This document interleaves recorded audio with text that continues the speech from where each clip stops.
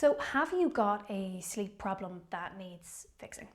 I find the following 4 questions really helpful in working with parents to decipher their answer to that question. Question 1. What is broken? What is it about your baby's sleep that's causing you pain right now? Question 2. What is the scale of the challenge? How frequent or how widespread is it? Question 3. What is the impact of it being broken? How much is it affecting you as a parent?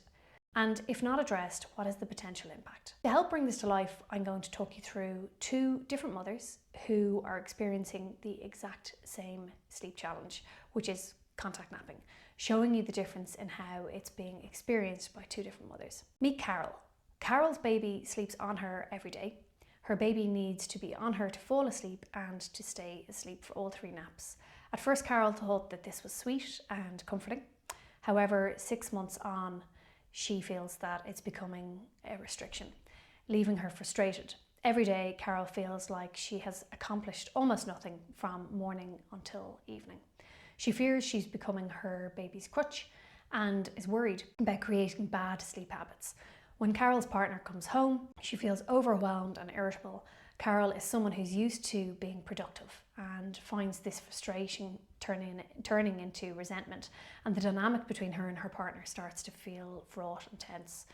At night, Carol's baby still needs her to fall asleep, and by bedtime, Carol is completely drained and depleted. Mother 2 is Susie. Susie had a difficult start with her 6-month-old. He was born 4 weeks premature and faced some challenges from the beginning. His early days were spent in ICU, and many of his milestones, his first feed, nappy change and his first bath, happened without Susie's input. Now Susie is nap trapped for all 3 naps and at night time, but she is okay with it. Susie's house is in disarray. She rarely gets time to put on a wash or empty the dishwasher, but she's come to terms with it, deciding that these tasks can wait. The conclusion: what both mothers are experiencing is the same: contact dependence while napping. The scale of the problem is the same for both mums. It's every nap that involves contact to get to sleep and stay asleep, including bedtime. The impact is how it affects both mums. It is fair to say that contact napping is taking a toll on Carol's mental health. It's also causing tension in her relationship with her partner. Susie had a different experience from the beginning, and as a result has a different perspective on contact napping.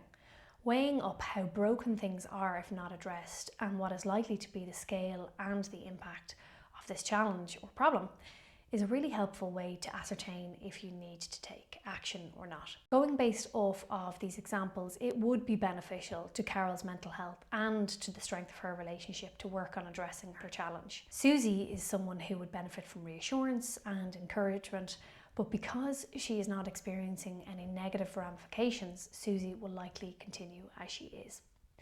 It's important to note that in these examples, I never mentioned the impact and how it's affecting the baby. And this is because we've assumed that baby is sleeping soundly and for extended periods once contact napping, which they usually do, and because all sleep habits and associations are reversible. So if you're wondering, do I need to fix this, weigh the scale of the challenge against its impact on you. If it's affecting your well-being or your relationship, it might be time for change. If you're coping fine, you don't have to fix what's not truly broken. Remember, habits can change when you need them.